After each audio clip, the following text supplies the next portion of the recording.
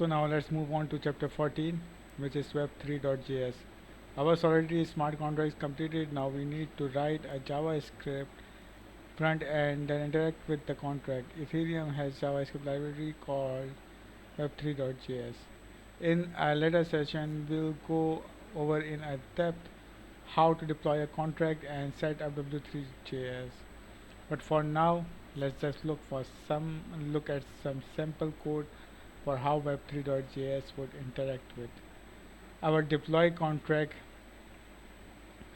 Don't worry if if this doesn't all make sense yet. Okay, so there is a code of connecting it in the front end with the web3.js library. Here we are calling a function of new zombie, uh, then we are calling a function of generate zombie, then so on. So what our JavaScript then does is take values of generated in zombie details above and use some browser based JavaScript magic. We are using view.js to swap out the images and apply CSS filters. You'll get all the code for this in a later session. Give it a try. Go ahead, type in your name to the box on the right and see what kind of zombie you get. Okay, let's write it. uh,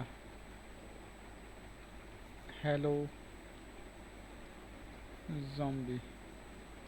Okay, once you have a zombie you are happy with, go ahead and click next chapter below to save your zombie and complete lesson.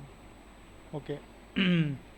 So in this lesson, just a code, we don't have any tests in it.